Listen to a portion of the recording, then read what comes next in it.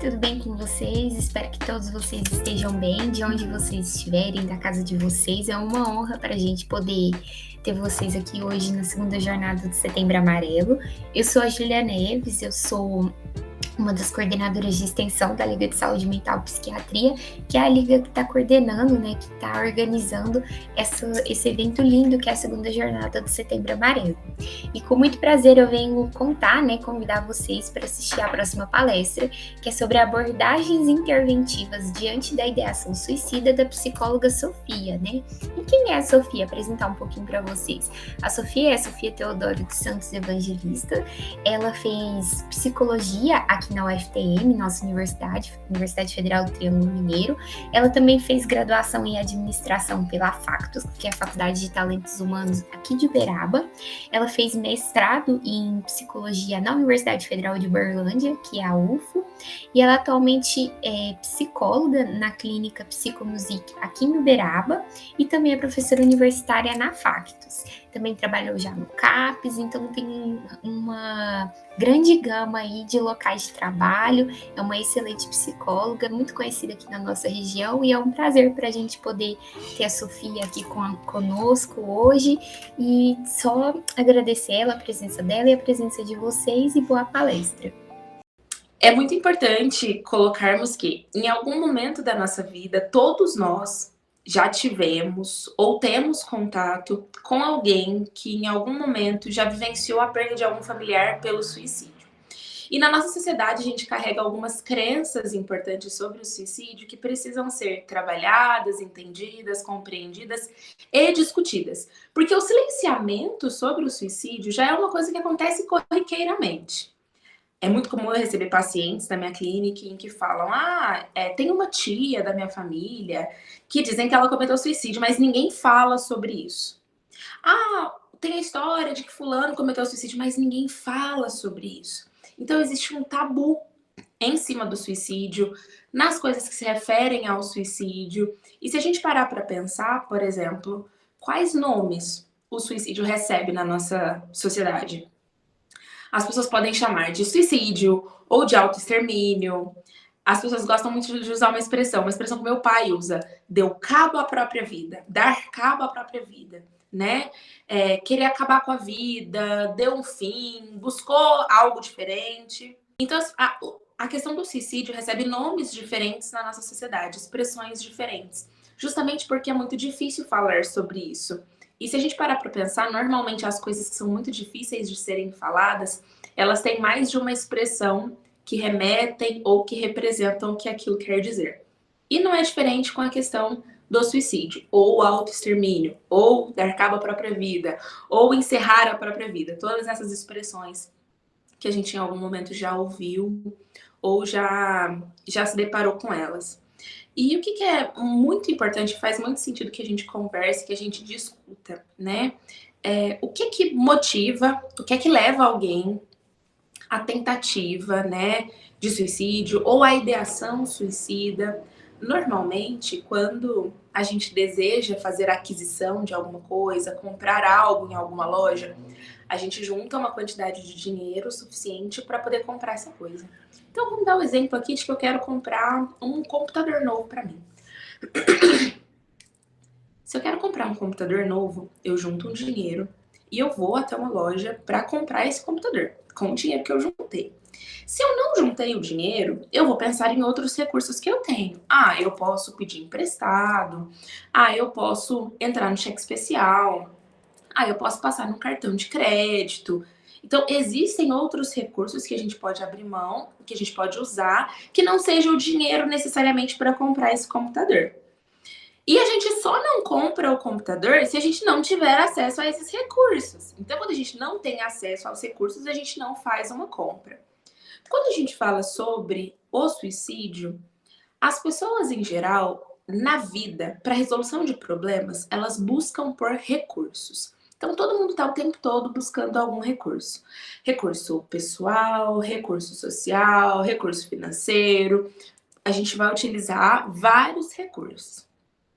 Quando eu tenho algum problema, eu recorro a esses recursos, mas eu não tenho a devolutiva que eu esperava, ou a devolutiva que esses recursos me dão é uma devolutiva que eu não consigo quantificar ou que não é quantificado de uma forma que seja ideal para mim, eu vou pensar, poxa, eu não tenho recurso nenhum. E diferente de comprar um computador ou diferente de fazer uma compra em alguma loja, a falta de recursos, quando as questões são pessoais, traumáticas e problemáticas no que se refere à nossa saúde mental, quando as pessoas se encontram sem recursos, o que elas conseguem fazer é ter pensamentos de acabar com esse problema que está colocado e que elas não conseguem encarar e que elas não conseguem enfrentar.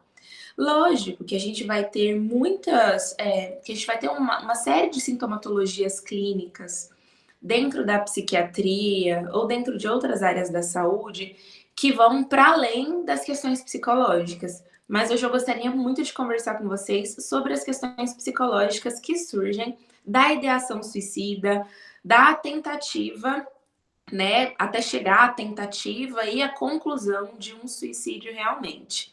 Quem são as pessoas que são mais propensas ao suicídio?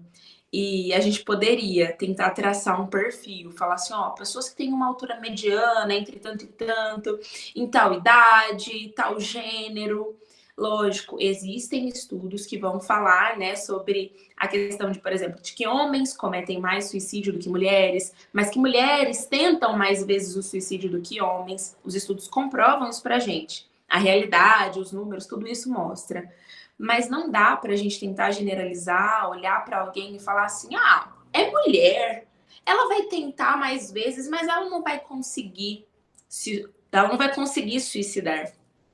E é muito delicado a gente, de alguma forma, fazer essa diferenciação, fazer essa colocação.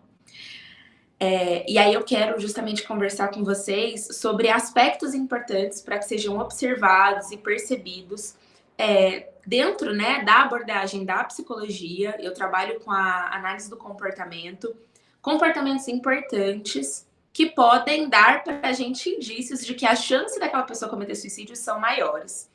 Ah, Sofia, quem comete mais suicídio? Paciente psiquiátrico ou paciente que não está passando por nenhum tratamento, uma pessoa normal?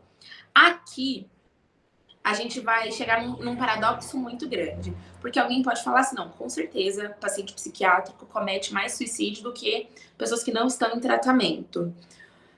Porém, é muito importante a gente considerar que você precisa de uma carga de energia grande ou importante para que você consiga, para que você tenha, inclusive, a ideação suicida de uma forma que você vá conseguir concluir isso. E, normalmente, os pacientes psiquiátricos que estão num processo de tratamento e não estão em um surto, que não estão num momento de crise, eles são considerados pacientes estáveis. São pacientes que a gente precisa ficar de olho. Lógico, se eles encontrarem uma pedra no meio do caminho deles, eles tropeçarem nessa pedra, por mais estáveis que eles estejam, a chance, né, de cometer o suicídio ela é grande. Mas é a mesma para quem passa por outros problemas, que não está em tratamento e que enfrenta essa escassez de recursos que eu falei para vocês inicialmente. Então é muito importante instrumentalizar as pessoas e dar para elas recursos para que essas tentativas sejam minimizadas. E durante muito tempo na minha graduação, eu ouvia, por exemplo, os professores falarem sobre a importância do vínculo, a importância do acordo, a importância do contato com o paciente como uma garantia importante de que, ainda que existisse a ideação suicida, esses pacientes não chegariam a concluir essa ação. E eu pensava, nossa, mas é impossível você querer controlar se uma pessoa vai cometer ou não o suicídio. Mas é muito possível quando você tem um vínculo bem criado, tá bom? Quando a gente consegue criar e fortalecer um vínculo da melhor forma possível, a gente consegue grandes chances de que aquela ideação suma, saia da cabeça da pessoa e que a pessoa consiga, que o paciente consiga lidar melhor com essa ideação suicida. E como que acontece isso? A gente literalmente cria a gente, nesse processo de criação de vínculo, a gente faz um contrato com o paciente de que durante o tratamento, em qualquer momento que ele tiver alguma ideação suicida, ele vai entrar em contato com a gente. E aí a gente cria o que para esse paciente? A gente cria um recurso. A gente se torna um recurso importante. Se eu não faço esse contrato e se eu não aviso ele que mediante qualquer pensamento ele pode entrar em contato comigo, quando os recursos dele estiverem esgotados, ele vai ter a ideação suicida de uma forma muito mais forte. Mas quando ele tem esse vínculo comigo e ele sabe que eu sou um recurso que ele pode buscar, é como se ele pensasse: poxa, eu preciso comprar esse computador, não tenho dinheiro, não tenho para quem pedir emprestado, não tenho guardado no banco, mas eu posso usar o meu cheque especial, mas eu posso fazer um empréstimo. É aquele último recurso, é aquela luz no fim do túnel que ele pode encontrar em nós profissionais para que isso não aconteça. E eu sempre falo sobre nós profissionais, porque muitas vezes, de uma forma muito carinhosa, amorosa e importante, as pessoas se disponibilizam, né? Fala assim: ai, amigo, né? Se você precisar de ajuda, conta comigo, me liga. Eu não sou profissional da saúde, não sou psicólogo, não sou psiquiatra, não entendo dessas coisas, não. Mas eu te chamo pra gente tomar uma cerveja, pra gente fazer alguma coisa. Existe essa possibilidade? Existe.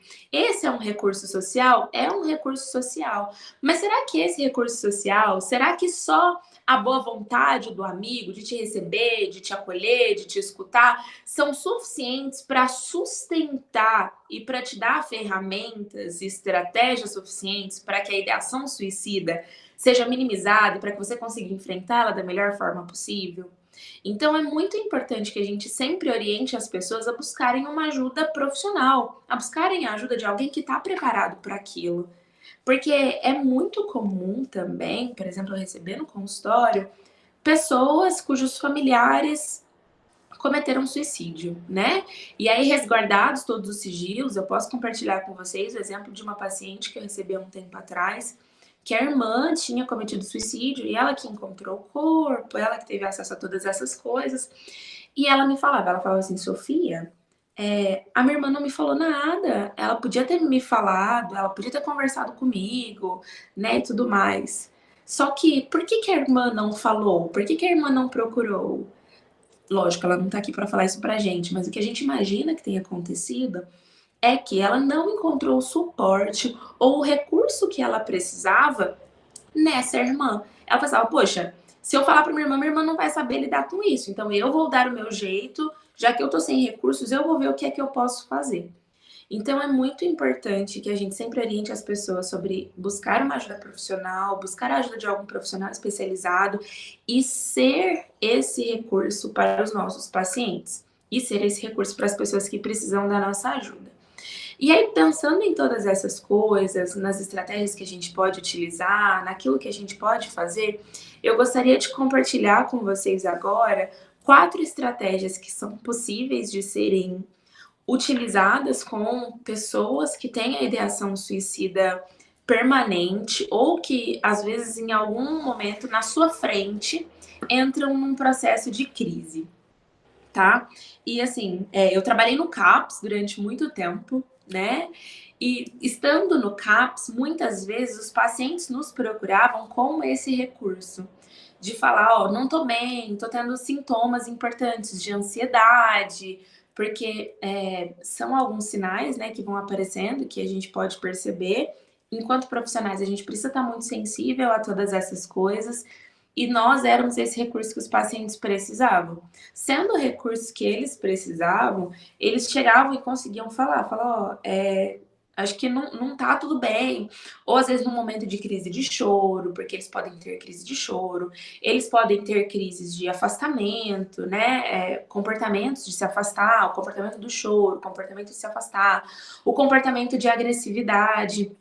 Mas existem 4 estratégias que a gente pode utilizar quando a gente fala sobre a intervenção diante de alguma ideação suicida.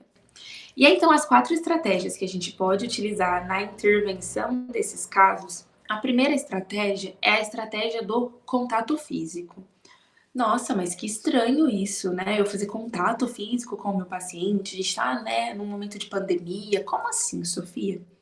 Quando eu trago a questão do contato físico para vocês aqui, não é necessariamente você ficar abraçando, beijando seu paciente, né? Você ficar abraçando, beijando a pessoa que tá com a ideação suicida. Mas o que que acontece? Normalmente, momentos e crises em que a ideação suicida vem de uma forma mais forte e mais potente para as pessoas, são momentos em que as pessoas se desconectam do momento presente.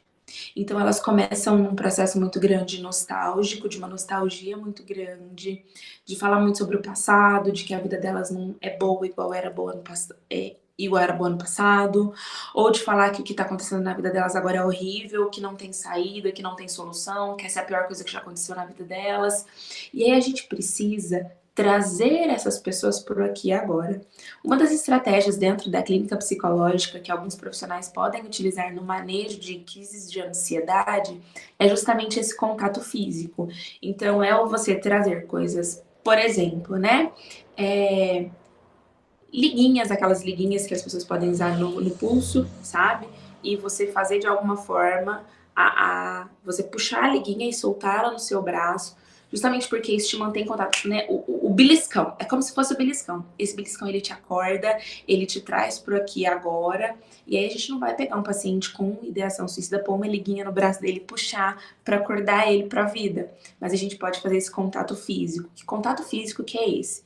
Eu posso dar as mãos pro meu paciente e segurar as mãos dele de uma forma muito firme, porque essa sensação de estar com algo no nosso corpo gerando dor ou gerando algum tipo de pressão, isso pode nos ajudar a nos colocar nesse momento presente, tá? Então eu preciso trazer esse paciente pro aqui, pro agora. Então eu posso dar as mãos para ele de uma forma, né, segurar essas mãos dele com pressão, eu posso segurar no braço dele, eu posso de alguma forma me colocar perto dele para que esse contato físico ele aconteça, sempre resguardadas todas as questões éticas, as questões respeitosas, né? Todo cuidado aqui, queridos, é pouco.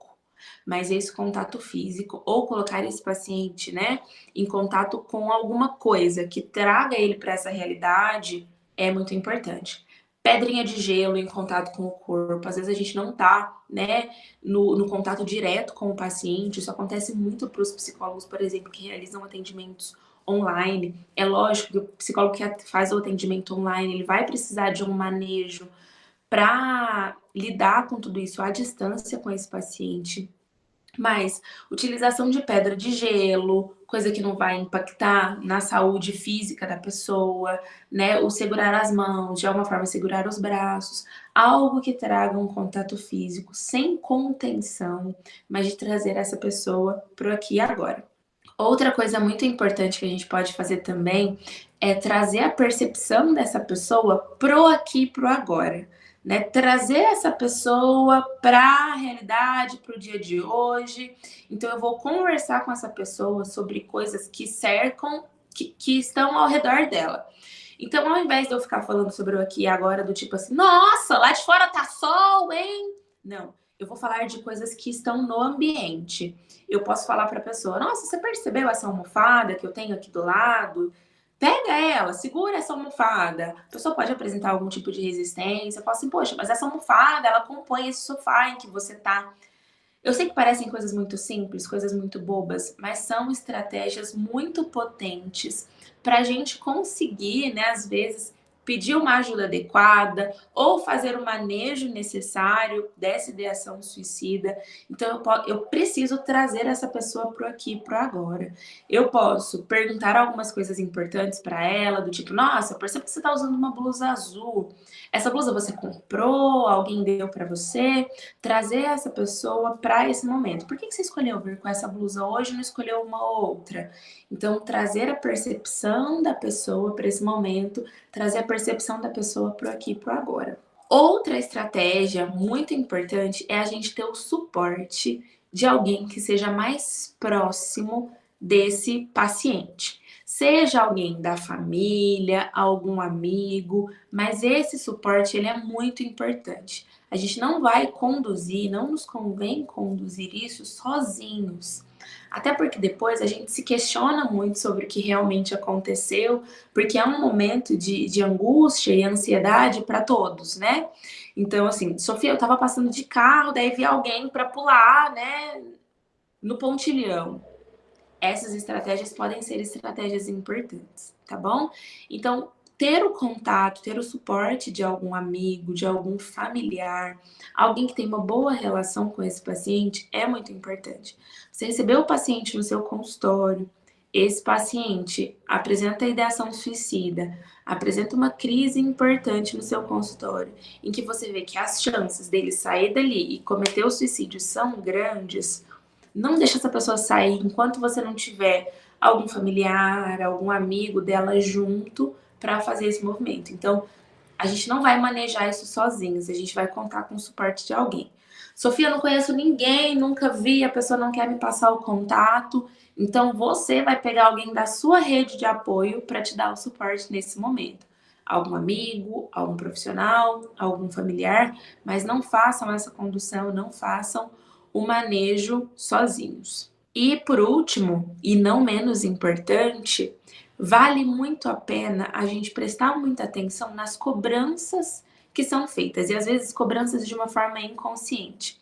E é muito comum que na tentativa de ajudar alguém, as pessoas as pessoas podem virar e falar assim: nossa, mas você tá pensando em acabar com a sua própria vida? Sua vida é tão boa, você tem que ser mais grato. Olha o tanto de gente que tá internado no hospital. Olha o tanto de gente que tá passando por um problema de saúde. Você tá bem. Você tem 2 braços, 2 pernas.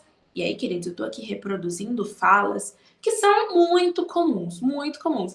Às vezes na nossa vida mesmo. Se a gente se queixa de alguma coisa para algum amigo, fala assim: ah, para de reclamar, vai. Tem muita gente que tá muito melhor que você. Se a gente está num quadro de estabilidade da nossa saúde mental, da nossa sanidade, se os nossos recursos são recursos que nos suprem, a gente não vai fortalecer uma ideação suicida por causa disso. Mas para um paciente que está completamente sem recursos, num momento de crise, algum tipo de cobrança pode ser muito importante, pode fazer uma diferença muito grande para o lado negativo na vida dele.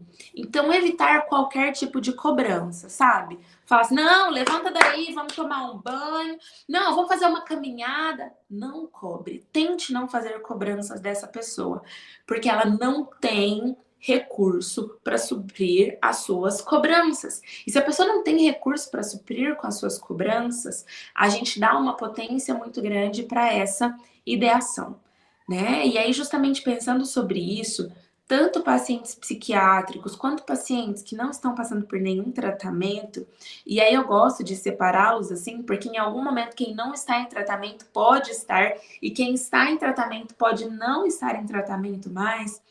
O manejo com essas pessoas vai ser muito parecido. É lógico que a gente vai precisar resguardar algumas questões importantes, do tipo, para um paciente psiquiátrico, o que é uma cobrança pequena para quem não está em tratamento é uma cobrança muito grande para quem está em tratamento. E cuidar dessas coisas é muito importante e faz muito sentido. Ah, eu tenho um paciente, Sofia, né? E acontecia muito, por exemplo, quando eu trabalhava no CAPS. E nossa, chega a semana do aniversário dele e fica o dia inteiro: ai, meu aniversário amanhã, meu aniversário amanhã, meu aniversário amanhã, meu aniversário amanhã. Isso é um saco. Vou virar para ele e falar assim: ó, para de ficar falando que é seu aniversário amanhã. E uma coisa tão simples. Mas se a pessoa já não tem nenhum recurso, e é muito comum que às vezes os pacientes psiquiátricos não tenham recursos de tanto suporte familiar ou de amizades, às vezes eles mesmos são os próprios amigos ali, eles mesmos entendem das próprias crises, das medicações que eles tomam e eles compartilham isso, mas é um recurso muito instável, porque no mesmo dia que meu amigo tá super bem, ele pode chegar amanhã super confuso, muito mal. Qualquer fala pequena como essa, do tipo: ai, para de ficar falando do seu aniversário, todo mundo já sabe, podem ser gatilhos importantes. Então é valioso que a gente esteja sensível a essas pessoas. E se a gente não prestar atenção aos sinais simples que a ideação suicida pode trazer, né, no comportamento dos nossos pacientes, a gente não consegue essa sensibilidade na atuação e no manejo. E eu gosto e eu queria trazer tudo isso para a gente poder conversar e eu explicar um pouquinho melhor para vocês, porque muitas vezes quando a gente se depara com esse tipo de acontecimento, é muito comum que dois sentimentos prevaleçam em nós. Primeiro é o sentimento, né, da impotência. Eu me sinto impotente diante de tudo isso que está acontecendo. E às vezes a gente ouve falar sobre um suicídio de algum amigo, de algum familiar, você pensa assim, poxa vida, o que é que eu poderia ter feito? O que é que eu deveria ter feito? Se estivesse na minha frente, como eu agiria? Então a gente se sente muito impotente, sem poder, sem conseguir fazer algo de efetivo. E a gente também tem um sentimento muito grande de culpa. De, nossa, aquele dia encontrei fulano, vi que ele estava mais cabisbaixo e não fiz nada. Nossa, naquele dia, né, encontrei ciclano, ele me contou que as coisas não estavam bem, e eu falei, não, vida que segue.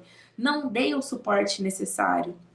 Só que, quando a gente fala sobre a ideação suicida, é muito mais sobre a falta de recursos da pessoa do que sobre aquilo que a gente realmente pode oferecer. Então, não nos cabe nesse momento a sensação de impotência ou de culpa, né? A pessoa, quando ela tem essa ideia, ou quando ela tem esse planejamento, quando ela começa a se organizar, porque normalmente a gente percebe que existe um processo de organização prévio à ideação suicida, eu gosto muito de comparar como quando a gente tem fome, né? Se a gente tem fome, a gente busca sanar essa fome que a gente tem, porque a fome ela causa um mal-estar muito grande. Então, para eu não sentir esse mal-estar, eu vou buscar me alimentar. E às vezes a pessoa tem uma sensação muito ruim, mas ela não sabe de que forma que ela pode sanar essa sensação ruim que ela tem. E por não saber lidar, ela não consegue nem pedir ajuda. Por isso que é importante que a gente esteja ligado e sensível, porque independente do que vai acontecer, porque isso não está no nosso controle, né? A gente vai intervir do jeito que a gente pode intervir, da melhor forma possível, mas não está no nosso controle. E tanto não está no nosso controle que a pessoa vai fazer, se ela tiver que fazer, ela vai fazer, independente da intervenção que a gente faça.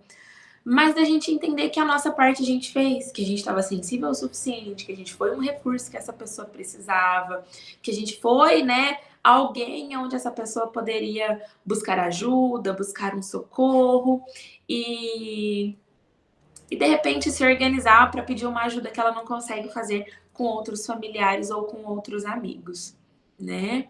Eu sei que a nossa fala hoje está muito pautada nessas questões interventivas, mas eu acredito que isso faça muito sentido para vocês, no sentido de serem questões mais práticas e mais clínicas mesmo, de um manejo que é possível ser feito tanto por profissionais da saúde quanto por pessoas que não são profissionais da saúde, mas de qualquer forma eu reforço.